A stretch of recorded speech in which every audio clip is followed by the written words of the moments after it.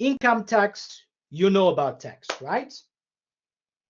When you see tax, very important. So after you have dealt with the interest, now you need to deal with the tax. For the companies, you know it's 28%.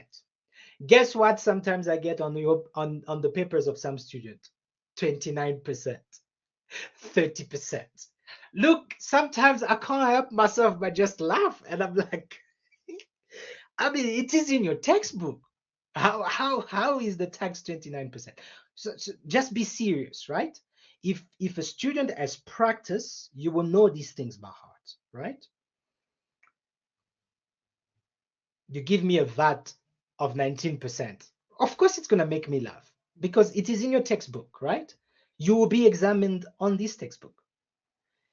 All right, so that's the first part. The first part, can you imagine, just deals with the income statement and obviously the shrinkage, very important. How this always comes as a question because they want to make you understand that although you might plan properly, but there's things like this that happen, right? Where there is shrinkage due to thefts, obsolete inventory, aging, you know all these things. And they will ask you, what are the reasons of shrinkage and how can you minimize shrinkage? Well, it is in your textbook. The answers are here. So don't be surprised that, you know, a question like this comes, right? Perpetual and periodic inventory, right? So I added some stuff, you know, next to it. But obviously the periodic one, the perpetual one is because of technology, right? We are able to scan. You know the magic eye. Every time you go buy your grocery, do, do, do, do, the scanning. What does that tell you as an entrepreneur? These guys have a perpetual inventory system. But if you go to your small spaza shop at the corner, they might not have that technology, right? So they will use a periodic inventory system, right? So it means that they will do a stock take after a period to check what do we have in our inventory, what came out, what came in, right? But even for the perpetual, they still also need to do a stock take to also double check things, right? And that's where you can find that there is a discrepancy between what we have on record and what we actually have, right? This is very important for the cost of sales. Remember, for your cost of sales, for your sales, we were talking, watch out for what? Sales return. Watch out for that. For your cost of sales also, they might not give you a cost of sales, for example. They might say, find it out yourself. But they gave you the opening inventory. They gave you the purchase. They gave you carriage, railage, freight on purchases, import tariff, custom duties. You know that you will take the opening, you add all these costs. Remember, when I buy from China, I need to add these costs minus the closing inventory. Why minus the closing inventory? Because the closing inventory is not dealing with this year. Closing inventory will be the opening inventory for next year. There is a logic. None of this requires you to memorize. What you have nothing to memorize, right? So you must understand the logic of this. Why are they minusing? Don't memorize this. You must know. You must know. That's, yeah, I need to minus this, right? And look at the purchases here. So the purchases we've done during the year, check here. We need to minus the purchases return because sometimes we can buy merchandise and we find out that some of those merchandise do not maybe meet our quality assurance, right? And then we return it to the supplier, right? So you need to minus from your purchase the purchase return. Is it making sense?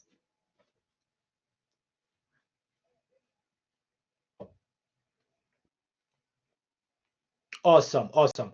And the shrinkage losses, I put this, Jess, this is for you so that you can check this. Obviously, it's a matter also of clear understanding of our English, right? Some of us are not native speaker, but we need to understand these things, right? Okay. So the shrinkage losses, right? Depending if you are looking at the perpetual, you are crediting it to the trading inventory account. This is just a small section, but it's not even accounting. But what are we saying here? When I say that your account, you have a debit order, what does that mean? Is it money that is coming in your account or is it money that is leaving your account? Exactly. And that's why I'm saying here, you see, I'm saying debiting or taking out of an account. So here they're just telling you, depending the stock, the shrinkage, depending on the kind of system, inventory system. We are talking about inventory system. One system is periodic, one system is perpetual. If it is perpetual, we can know at all time how much inventory we have and what is the value of that inventory. We're going to deal directly with the trading inventory account because all transactions are already recorded, right? So we are dealing with an account that is called, this is, by the way, an accounting account, right? That is called trading inventory account. But in the perpetual, since we don't know exactly what is in, what is out, we create an account. We decide to create an account that is called a purchase account to track what we are purchasing, right? So that's the difference here, right? So when inventory is purchased, we debit the purchase account, right? Which is an expense account. But you don't need to worry much. There is a chapter that will zoom into this. But for now, we want you to understand the language here. And what are we saying here? When we say we debit this account, what does it mean? Now remember, the cost of sale is an expense cost. Let me put it that way. Do we agree? Because you take sales minus cost of sales because it's money that went out, right? Cost of sales is minus, right? So if we are adding to that account, we are adding more expenses. What do we do? So it's not like we're gonna minus from the cost of sales, but minus and minus together, it's like a plus. So we are adding to an expense account more expenses.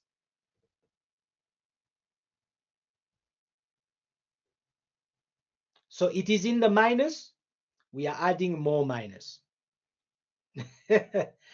Okay, I'm gonna do it once. So if I say -2 -1, what we say in calculus, -3, because we are adding more minus to the minus. So, but don't worry too much about this thing. It's just for you to understand the language sometimes. It can be confusing because people don't understand the language here. But you need to understand when you are debiting, you are taking out of an account. Yeah? You are deducting, right? When you are crediting an account, you are adding to an account. Is that clear?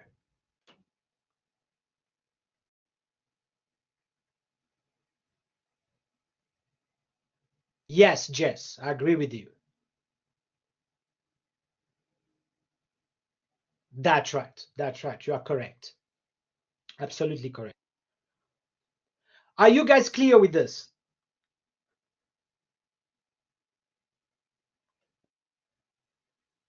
Sure. All right. And they give you actually three accounts here. What I wanted you to see on these three accounts is not for you to die or to be so much scared about this. No, is for you just to see.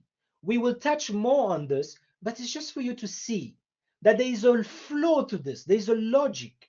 We are talking about an inventory account. Remember, after the stock take, that's what the example was saying, there is a 2,000 rand loss due to shrinkage, right? Remember, that's all that it says. So you can see cost of sales, we have a cost of sales account and we have a trading account, right? You can see cost of sales go this side, trading. So I want you to see that there is a flow, which is your accounting. Accounting as a flow, right? So play with it around, look at it, understand it, see. So the cost of sales that was there, right? Initially, we thought we had 90,000, but after we did the cost take, the stock take, sorry, we find out that there was a shrinkage, there was a missing inventory of 2,000, right? So that's what it's all about here. So on the trading inventory, on the inventory,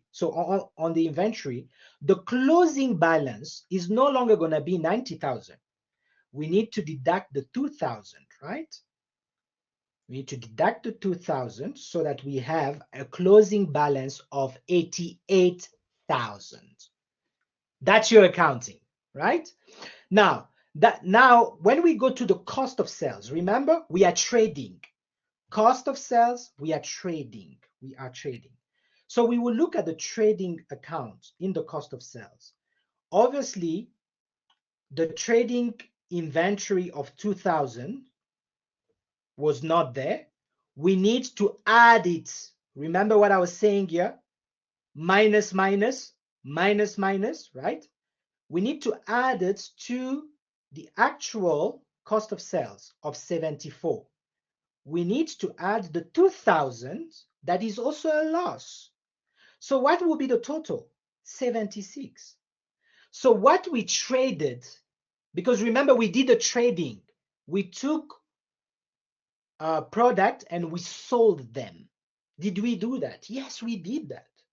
That's how in the trading account you will have on one side sales and on the other side cost of sales. Why? So that you can look at, is there a profit or a loss? That's how accounting look at these things, right? So the actual cost of sales, basically, they are telling you the actual cost of sales is not 74. We need to add the lost due to shrinkage.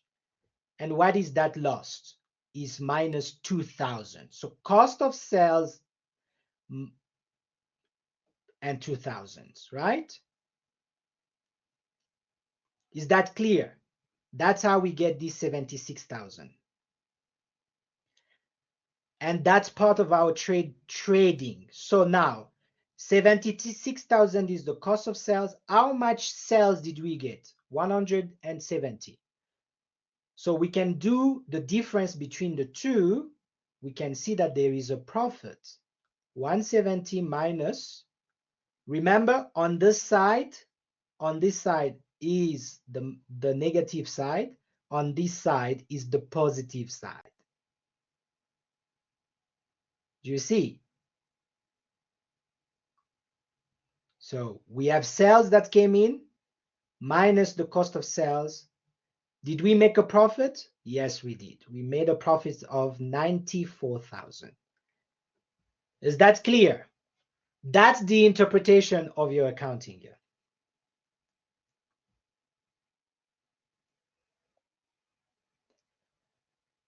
All right. So guys, are you clear with this? Okay, so let me check our time. I did take my time so that to make sure that you understand, guys. But the second part is quite easy and quick, right? You have some readings to do, right? The analysis and interpretation of your financial statement, right? You have everything, ratio analysis, right? You just need to understand what kind of ratios are they providing you that you need to look at. You have solvency ratios, profitability ratios, liquidity ratios, asset management ratios, gearing ratios, and investment ratios. So please go through these ratios and understand what these ratios stand for, right? For example, do we have enough liquidity, enough money to cover all our debts?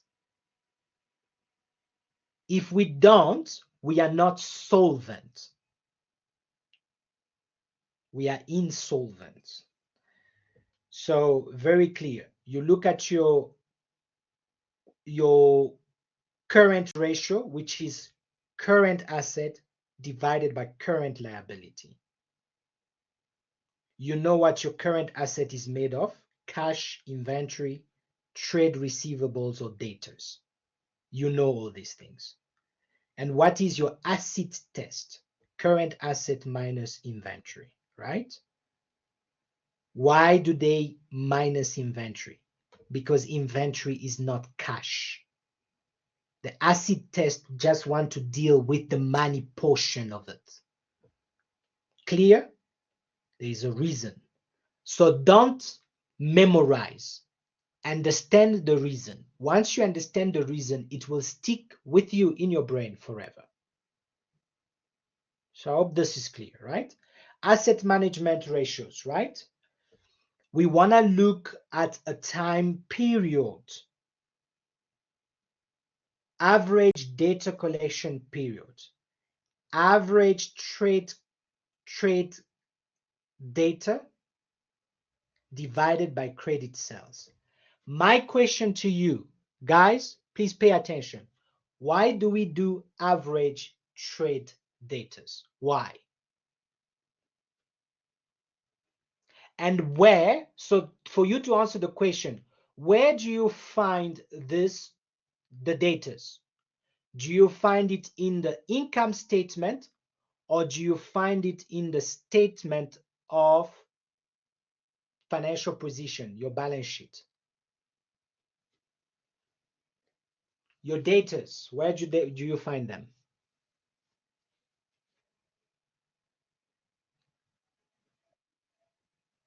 Balance sheet. Thank you, Lara. Oh, oh my God. Thank you. Thank you. I thought that you are so quiet that I thought that maybe some of you are sleeping, but I am so happy, so pleased that none of you is sleeping. So it is in the balance sheet. Why do we do an average? Why did I say a balance sheet? The difference between a balance sheet and an income statement is statement of financial position. What is it? I gave you a very clear way of understanding the difference between the two.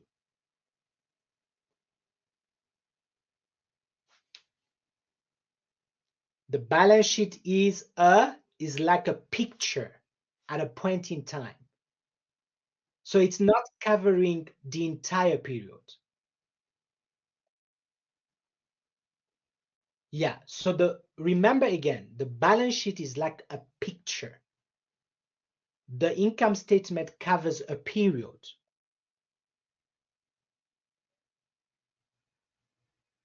No, it's the other way around. The statement of financial position is like a picture. Your statement of financial position is your balance sheet.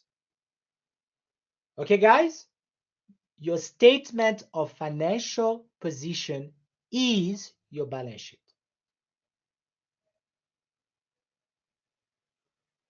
Your statement of comprehensive income or income statement, that's different than your balance sheet. Remember, balance sheet, that's where you find your asset, liabilities, and equity.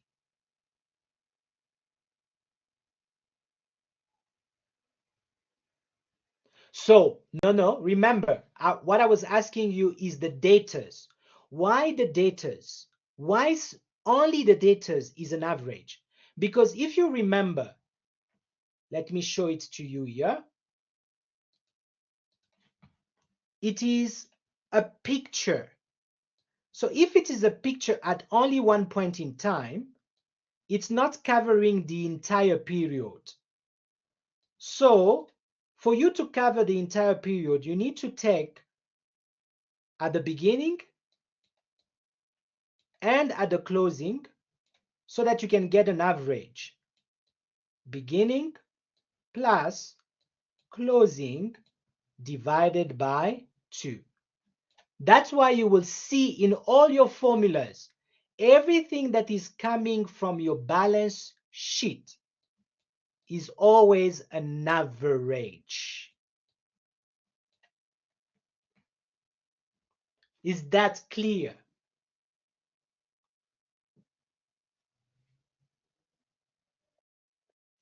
Yes. So don't tell me, oh, I forgot to do the average. How did you forget to do the average? So that will tell me you are not following, right? Look here, the average data. So when they say trade data, you understand that this is just the data, right? The data, what does data tells you on credit, right? Divided by the credit sales. Where is the credit sales coming from? The credit sales comes from your income statement, right? But the average data is coming from the balance sheet. Everything that comes from the balance sheet must be an average. How do I know? I can show it to you. Look at the average creditor settlement period. The average trade creditors. Average. Where do you find your creditors? In your balance sheet, on the liability, on the current liability. Guys, I hope you remember your balance sheet. Asset, current asset, current liability. Non-current asset. Non-current asset. Sorry, my bad there. And then equity. You remember? And then liability, you have your current liability and you have your non or long-term liability. Are we speaking the same language here? And do you remember? Asset equals equity plus liability. So if you add these two, they will give you the asset. Are we speaking the same language? Yes. Okay. So I hope so. So guys, go through this in preparation for your coming test. The examples are here. Do them. Practice. There is nothing else than practice that will make it right. Okay. So I will rush quickly down here to touch on investing in shares. So if you give me about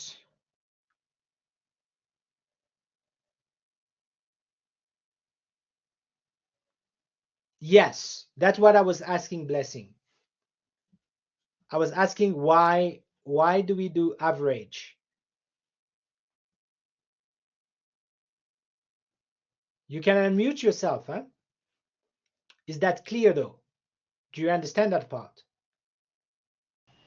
Yes, sorry, I was trying to type, but yeah, No, it's a bit just of talk to me. time. You guys, by the way, are not supposed to type. Just talk to me. Oh, okay. So yeah. So I just wanted to make sure if you were asking the reason why debtors are averaged, or like I Yes, didn't. that's the question. Why is the data's average? Why is that? Are you able now? Do you understand now that part? Why is that? Yes, I could answer, hopefully if I'm right. No, go ahead.